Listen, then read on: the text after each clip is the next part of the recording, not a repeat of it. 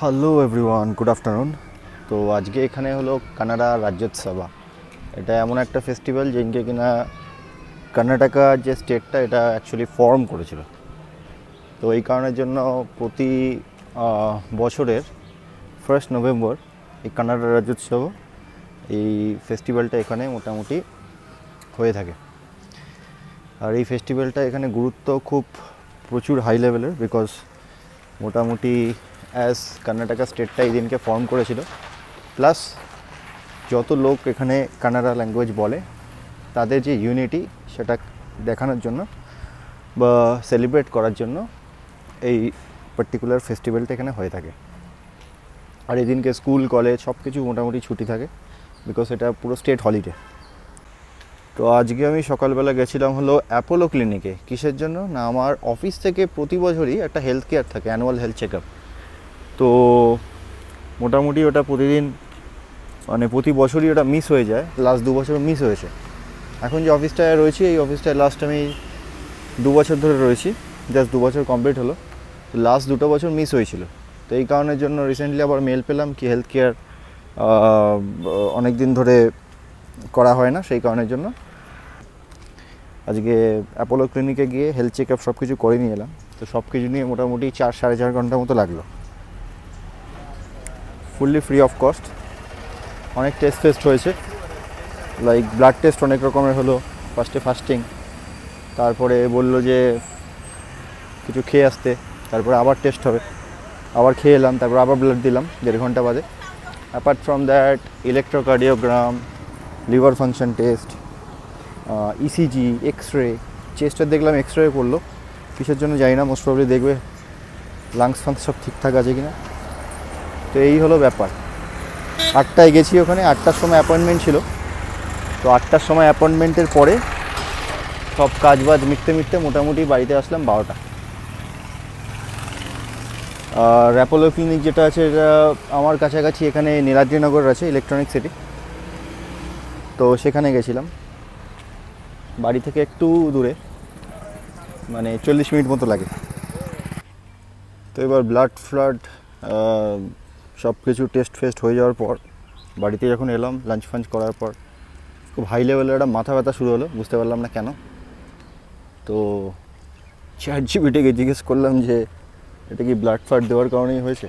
তো বললো যে টিউব, মানে ওই যে ব্লাডগুলো যে ড্র করে যে টিউবে, এরকম কখানা টিউবে মোট ব্লাড ড্র হয়েছে। আমি বললাম যে 4টে টিউবে ব্লাড ড্র হয়েছে। তো যা রেসপন্স করলো, বললো যে মোস্ট প্রবলি ফ্লুইড লসের কারণে হয়েছে, সেই কারণের জন্য একটু রেস্ট নেওয়ার চেষ্টা করলাম। বাট এই কানাডা রাজ্যোৎসবাতে এখানে খুব জোরে গান বাজনা বাজে অ্যাকচুয়ালি, সেই কারণের জন্য খুব একটা ঘুম হয়নি। এখন একটু বিকালবেলা বেরিয়েছি, মাথা ব্যথা বেশি যদি হয় একটা ডার্ট ভাবছি খেয়ে নেবো। একটা ওষুধ আছে না, ডার্ট, DART বলে, খুব সুন্দর ওষুধ, খেলে পরে মাথা ব্যথা কমে যায়। তো এই আর কি ব্যাপার। তো এখন বিকালের দিকে অল্প একটু হাঁটতে বেরিয়েছি, যেখানে থাকি তার পেছন দিকটা। এই দিকটা প্রথম যখন এসেছিলাম, লাইক 2 বছর আগে যখন এসেছিলাম, একটু গ্রাম টাইপের ছিল, মানে গরুর গোয়াল, পাকা বাড়ি কিন্তু গরুর গোয়াল, হ্যাঁ, ছাগল এখনও রয়েছে। গরুর গোয়ালটা আমি দেখাচ্ছি এক সেকেন্ড। এই হলো গরুর গোয়াল, এখানে 2খানা গরু রয়েছে, অনেকে রুটি ফুটি খাওয়ায়, এদের বাড়িতে দুধ ফুট পাওয়া যায়, কেউ যদি এখান থেকে দুধ ফুট নিতে চায় নিতে পারে, এই আর কি ব্যাপার। তো পেছন দিকটা এরকম। আর কানাডা রাজ্যোৎসব যে ফেস্টিভ্যালটা এখানে হয়, তো এখানে কর্ণাটকা যে স্টেট ফর্ম হয়েছিল সেটার একটা ফ্ল্যাগ আছে এদের নিজস্ব, স্টেটের ফ্ল্যাগ। সেই স্টেটের ফ্ল্যাগটা কীরকম হয় আমি এখন দেখাচ্ছি। স্টেটের ফ্ল্যাগটা হলো এরকম হয়। কলকাতায় আমরা যারা থাকি, যে ইস্ট বেঙ্গল মোহনবাগানের ফ্ল্যাগটা এক্স্যাক্টলি যে কালারের, সেম কালারের এদের একটা ফ্ল্যাগ রয়েছে। এই ফ্ল্যাগটা এরা তোলে অ্যাকচুয়ালি। তো পেছন দিকটা এরকম ফাঁকা, হাঁটতে খারাপ লাগে না, খুব একটা টাইম পাই না বলে পেছন দিকে হাঁটা হয় না। তো আজকে শনিবার, তার উপর মাথা ব্যথা করছে, সেই কারণের জন্য একটু হেঁটে আর কি মাথা ব্যথাটা ঠিক করার চেষ্টা। তো এই পেছনের যে এই সাদা বাড়িগুলো, মানে সাদা যে অ্যাপার্টমেন্টগুলো, এগুলো হলো ফেজ 1। আর ওই পাশে যেটা দূরেরগুলো দেখা যাচ্ছে, ওটা হলো ফেজ 2। জায়গাটা এরকম। আগে এখানে মোবাইলের নেটওয়ার্কটা খুবই খারাপ ছিল, বাট আই থিঙ্ক এই টাওয়ারটা বসানোর পর থেকে অনেকটা ঠিক হয়েছে, নাহলে মোবাইল নেটওয়ার্কে এখানে মাঝে মাঝে সমস্যা হতো। আর এই যে দূরে পাঁচিল ঘেরা জায়গাটা দেখা যাচ্ছে, এখানে একটা ভিলা তৈরি হয়েছে প্রায়, মানে এখানে অনেক জায়গায় অ্যাডভার্টাইজ দেখলাম আর কি, এর ভেতরে অনেক ভিলা তৈরি হচ্ছে বা হয়েছে অলরেডি, অনেকগুলো বানানো হয়ে গেছে। তো এই ভিলাগুলোর দাম মোটামুটি 1,20,00,000 এরকম সব দাম। 79 লাখ আর 89 লাখও মোস্ট প্রবলি আমি দেখেছিলাম, ওখানে অ্যাডভার্টাইজ লাগানো আছে, আমি দেখাবো এখন মোটামুটি কত দাম এরা করেছে। কি জায়গাটা যত ডেভেলপ হবে দাম আস্তে আস্তে তত বাড়বে, রাইট? সো সেই আর কি, সেইভাবে।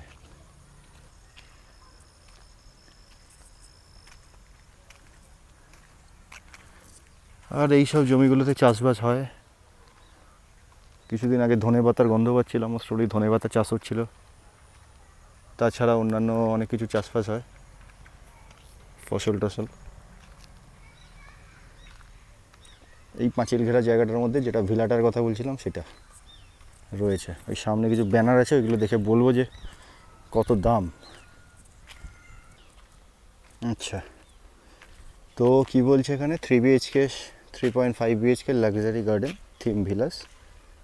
মোটামুটি ভেতরে 120টা মতো ভিলা রয়েছে, সব মিলিয়ে 5,000 স্কোয়ার ফিটের club house, 20+ amenities, 5+ sport activities.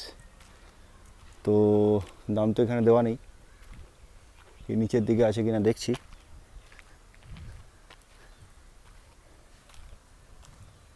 না, এখানে খুব একটা দাম ফাম দেওয়া নেই, বাট কিছুদিন আগে আমি দেখেছিলাম এই মোটামুটি 1,20,00,000 1 কোটি এরকম সব দাম। 3 BHK, লোন ফোনের ফেসিলিটি আছে এখানে, কর্ণাটকা ব্যাংক থেকে লোন পেয়ে যাবে কেউ যদি কিনতে চায়। এই আর কি ব্যাপার। তো কিছুক্ষণ হাঁটাহাঁটি করে এবার মাথা ব্যথাটা মোটামুটি কন্ট্রোলের মধ্যে আসছে মনে হচ্ছে। তো এই পাশে একটা দোকান আছে, এখান থেকে একটা ফ্যানটা নেব। আমার হলো ফেভারিট ড্রিঙ্কস হলো ফ্যানটা, অনেকে Thums Up, Coca Cola, Sprite, but আমি ফ্যানটা পছন্দ করি। অরেঞ্জ যে ফ্লেভার যে আছে, অরেঞ্জ ফ্লেভারটা আমার খুব ভালো লাগে।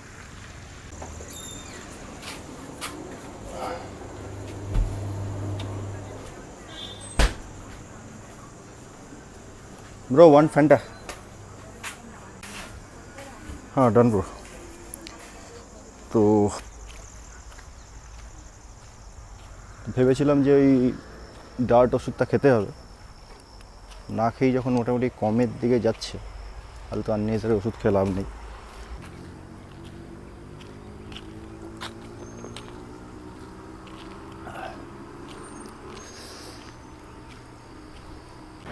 আর কি, এদিকটা মোটামুটি একটু স্লো লাইফ, খুব একটা ফাস্ট লাইফ না, একটু পার্টি ভাইব থেকে দূরে, বাট নেচারের খুব কাছে এইসব চলছে এখানে।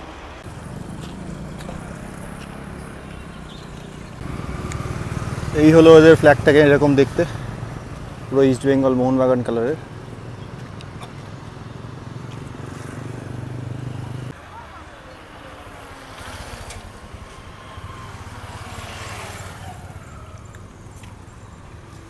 এদিকেও এই জমিগুলোতে সব চাষবাস হয়, কিছু কিছু টাইম যায় পুরো ফসলে ভরা থাকে, আবার কিছু কিছু টাইম যায় সেই সময় ফসল টসল সব তুলে নেয়, এই কারণের জন্য পুরো শুকনো টাইপের লাগে।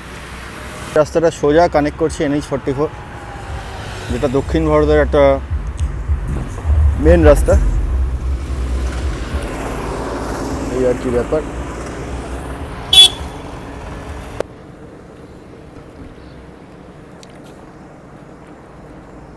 এখানে একটা অদ্ভুত ধরনের গাড়ি চলে, এটার কী কারণ আমি হ্যাভ নো আইডিয়া। হ্যাঁ, গাড়িটাকে এরকম টাইপের দেখতে, বড় অদ্ভুত।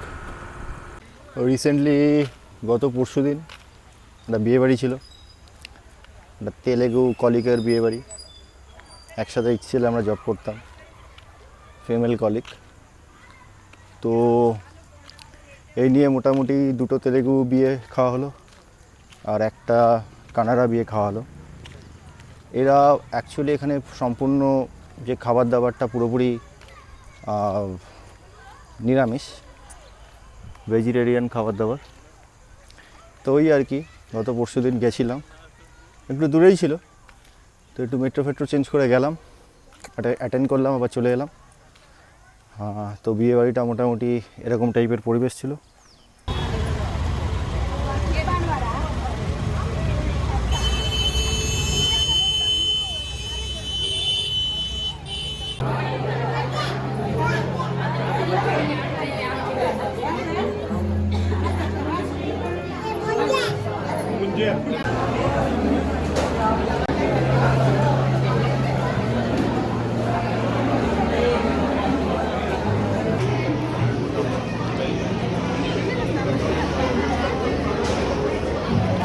এদের বিয়েবাড়িতে সিস্টেমটা কীরকম হয়, মোটামুটি ওই একই ধরনের হল ভাড়া করেই হয় বিয়ে। বাট এরা যখন বিয়েতে যখন আপনাকে আমন্ত্রণ করবে, এদের কার্ডে ফার্স্ট দিনটা হয় রিসেপশন, আর সেকেন্ড দিনটা হয় শুভ মুহূর্ত, এরকম টাইপের কিছু একটা হয়। তো এবার প্রথম যখন এদের আমি বিয়ে খেতে যাই, তা আমি বুঝতে পারছিলাম না কি রিসেপশানে যাব নাকি শুভ মুহূর্তে যাব, বুঝতে পারছিলাম না। আর রিসেপশানটা ওইভাবে ক্লিন অ্যান্ড ক্লিয়ারভাবে লেখা থাকে না। তো তারপরে একজনকে জিজ্ঞেস করলাম, সে বলল না ভাই, তোকে তো রিসেপশানেই যেতে হবে। তো সেই থেকে বুঝলাম আচ্ছা ঠিক আছে, এই হলো ব্যাপার। তারপর আরেকটা যেটা হয়, মানে ওয়েডিং ডেস্টিনেশনটায় যাওয়ার পরে যেটা কিনা ফার্স্ট চোখে পড়বে, বর আর বউ পাশাপাশি দাঁড়িয়ে আছে মালা টালা পরে। স্টেজের বাঁ দিক দিয়ে সবাই লাইন করে আস্তে আস্তে একটা লাইন ফর্ম করে, তারা বড় বউয়ের সাথে দেখা করে, একসাথে ছবি তোলে, আবার ডান দিক দিয়ে বেরিয়ে যায়। এটাই হলো সিস্টেম এখানকার। আমি এই নিয়ে 3টে বিয়েতে গেলাম, 3টে বিয়েতেই একই ধরনের সিস্টেম। তারপরেই মোটামুটি খাওয়া দাওয়ার ব্যাপার, তো খাওয়া দাওয়ার ব্যাপারটা তো মোটামুটি সব জায়গায় একই ধরনের সিস্টেম। তবে আমি মোটামুটি যেটা খুঁজে পাই বাঙালি বিয়ের সাথে, পুরোনো দিনের বাঙালি যে বিয়েগুলো হতো সেগুলোতে লম্বা লম্বা যে টেবিল এক ধরনের পাতা হতো না, একদম পুরোনো দিনের বিয়ের কথা বলছি। ছোটো ছোটো টেবিল কিন্তু নয়, ওই 4 জন বসার মতন, লম্বা, লাইক 10 জন অ্যাটলিস্ট বসার জন্য। তো সেরকম লম্বা লম্বা টেবিল চেয়ার এখানে পেতে দেওয়া হয়। আর তারপরে ভেজিটেরিয়ান ফুড, একটা কলা পাতার মধ্যে হাজার একটা আইটেম, কী আইটেম নাম আমি জানি না অনেস্টলি, আর বললে পরেও ওই ধরনের নাম আমার মনে থাকে না। তো আরেকটা যেটা এখানে লক্ষ্য আমি করেছি, বাঙালি বিয়েতে সবাই চেয়ে চিনতে খায়, রাইট? যার যেটা দরকার অনেকবার করে চেয়ে, অনেকবার করে রিপিট হয়। এখানে সেই জিনিসগুলো কিন্তু আমি দেখিনি। ওই একবারে দিয়ে গেল, একবারে খেয়ে নিল, উঠে গেল। এই হলো এখানকার বিয়ের সিস্টেম। আর খাওয়া দাওয়ার পরে একটা করে নারকেল ম্যান্ডেটরি, যত গেস্ট এখানে রয়েছে ছোট একটা করে নারকেল আর 2টো পান পাতা, এই দুটো এখানে ম্যান্ডেটরি। তো আমি একজনকে জিজ্ঞেস করেছিলাম এটার মানে কি, এটা কি খাবো কি নিয়ে যাবো, কী করবো এটা? তখন বলেছিল যে এখানে নারকেল দেওয়াটা হলো শুভ, এখানে প্রত্যেকটা বিয়েতেই প্রত্যেকটা গেস্টকে নারকেল দেওয়া হয়। এই আর কি এখানকার ব্যাপার স্যাপার। তো এই দিনকে রাত্রিবেলা মোটামুটি টিয়েবাড়ি খেয়ে বাড়ি ফিরতে রাত 12টার মতো বেজে গেছিলো। তো থ্যাঙ্কফুলি মেট্রোটা চলছিল, এই কারণের জন্য পৌঁছতে কোনো রকম প্রবলেম হয়নি। ইয়েলো লাইন লাস্ট মেট্রো হলো রাত 11:55-তে। আর আগে যেটা প্রবলেম হতো মেট্রোতে, কারণ এখানকার মেট্রোগুলো তো মোটামুটি একটু ভিড় হয়, তো মেট্রো গেটটা রাইট সাইডে ওপেন হবে কি লেফট সাইডে ওপেন হবে আগে বুঝতে পারতাম না। এখন নয় মোটামুটি মুখস্থ হয়ে গেছে কোন কোন মেট্রো মানে কোন কোন স্টপেজে রাইট সাইডে দাঁড়াবে বা লেফট সাইডে দাঁড়াবে, আগে এটা বুঝতে পারতাম না। বাট এখানকার একটা ব্যাপার সিস্টেম আছে, সেই সিস্টেমটা হলো যদি রাইট সাইডে যদি গেট এখানে ওপেন হয় তাহলে এরা বলবে ওয়ালাককে তেরিয়ালি দে, আর যদি লেফট সাইডে গেট ওপেন হয় তাহলে এরা বলবে ইরাককে তেরিয়ালি দে। ওয়ালাককে মানে রাইট সাইড আর ইরাককে মানে লেফট সাইড। তো এইটা এখন মোটামুটি বুঝে গেছি। তো এখন মোটামুটি সন্ধ্যে 6টা বাজতে যায়, সূর্য প্রায় ডুবে গেছে, আলো এখানে অনেকক্ষণ থাকে, সন্ধ্যে 7টা অবধি মোটামুটি। তো আজকের ব্লগটা এখানেই শেষ করছি, খুব তাড়াতাড়ি অন্য ব্লগে দেখা হবে। Till then take care and good bye.